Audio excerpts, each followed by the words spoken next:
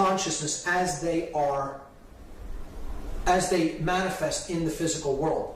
We understand that there's one way that manipulators, people who are attempting to manipulate consciousness so that they come out on top and other people suffer as a result, they have to attack really one aspect of the individual.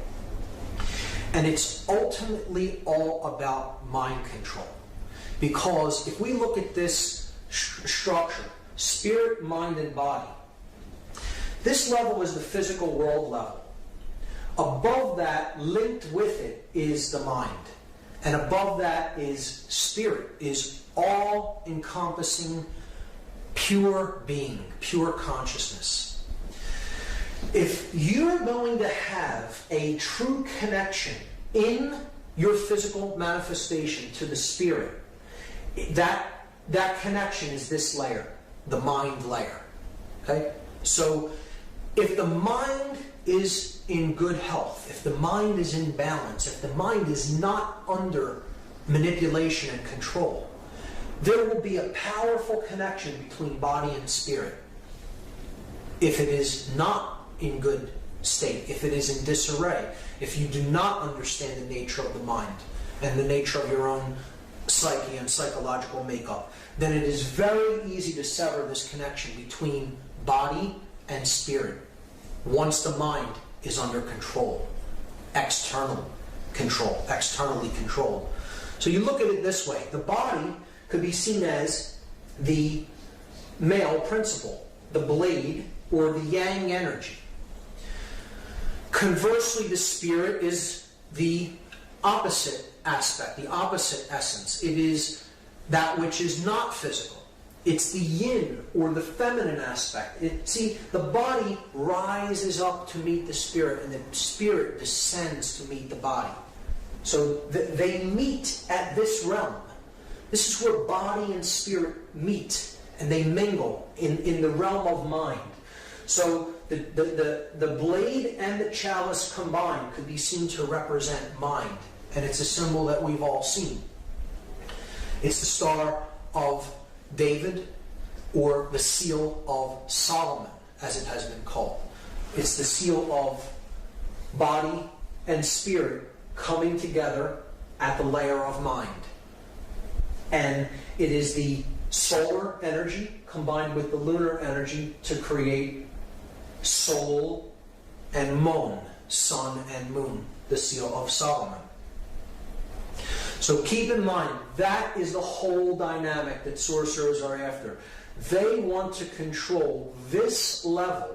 So this level will be very difficult to control physically. You would need a lot of physical force to get it done. You control this level, people will police themselves. They will mind control themselves, essentially, through public opinion and through indoctrination down to generation upon generation.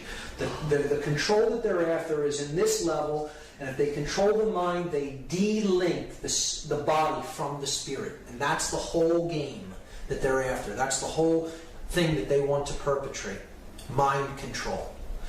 So this whole next section of the presentation is going to be about methodologies of mind control, consciousness control, how to control what you think, how you feel, and how you act. Okay? The methods of manipulation that are employed against us, members of the human species, by people who have this occultic knowledge and use it for their own egoic benefit. I call this the methods of manipulation, and as many researchers have called it, particularly Michael Tessarian has termed this the war on you, because it's the only real war that's being waged out there. There isn't a war on poverty, there isn't a war on homelessness, there isn't a war on ignorance, there isn't really a war on terrorism. There is only a war on you and your consciousness. That's what the real war that's being waged on earth is really being waged upon. It's the war on your consciousness, on your mind. So we're going to look at the methods of manipulation. And they're very varied in their attack pattern. They're very It's multi-tiered. Okay, it's very spread out and throughout all different areas of life. These methods of manipulation. So it's a multi-tiered attack on our consciousness. And I've chosen 14 of what I consider the most prominent methods of manipulation to go through in the presentation. And I've chosen 14 as a symbolic number, which we'll get into later, and you'll understand why. But here's what the methods of manipulation are that are used against us. Obfuscation, worldview poisoning, the exploitation of primal fears, the divide and conquer technique, indoctrination through what we call the education system, controlled opposition, the financial system, the monetary system, the control of mass media and information, food and medicine, in quotes, the illusion of time, the denial, hassle, ridicule factor, what I coined the DHR factor, religion, specifically religion as binding, which we will get into, the use of symbolism in a mentally subversive way, in a mentally subversive fashion, and what I call chaos sorcery, what other researchers have called the problem, reaction, solution method, or the Hegelian dialectic. So I'll be taking the first 11 of them up to the DHR factor. It will be a small analysis of each one. But then for the last three, religion, symbolism, and chaos sorcery, I consider those the real heavy guns of the war, so to speak. They're the real weapons, the big three of the weapons. And I'll be taking those at length. I'll be going through those specifically. So that will take up the bulk of part 2. So I'll begin with obfuscation. This is the first method of manipulation that the mind control sorcerers use against the human population. So obfuscation kind of looks like this. You see an elaborate, ornate mask here. If you saw that coming at you, you might not be so worried about it. It seems like an ornamental style. This is how something has to be packaged to us. It has to look ornate. It has to look pretty. It has to be packaged and presented to us in a nice way.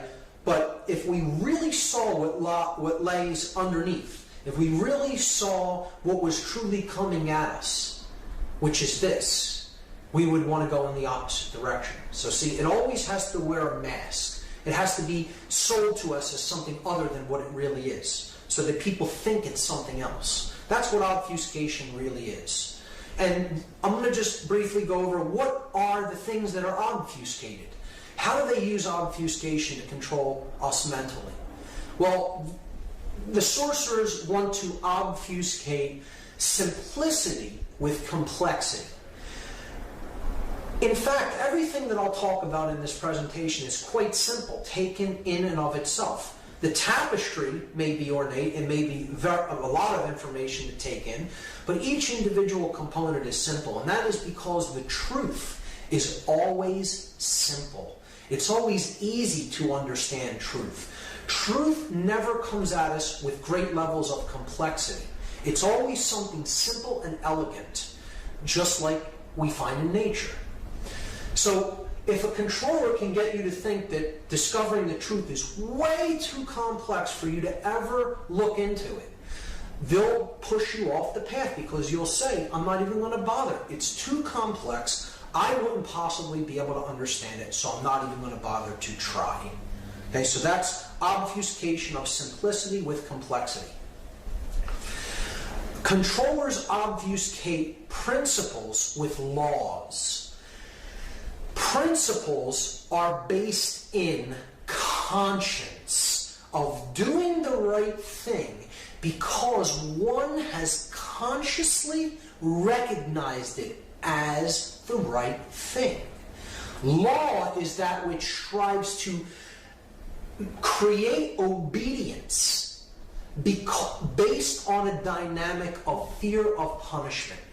You're codifying something and saying, you must conform to this, you must comply to this, not because you have recognized it as such, as being true and as being the right thing to do, but because, in fact, you will be punished by someone if you do not conform to this or comply to it. And that modality of consciousness is based in fear. Law is based ultimately in fear consciousness, whereas principles are based in the recognition of truth and having conscience be born within an individual. And as such, that consciousness is based in love, embodied in a man like Gandhi, a man of principle. So the next thing that they obfuscate is dominion with fear of punishment. So this is a person who rules the kingdom of the self. They've activated the energy within them. They have united the male and female polarities, the yin and the yang, and they have raised their consciousness to a vibration of the solar mind, to the love energy dwelling within them. And they don't take actions because they fear the punishment if they don't do or do not take a certain action.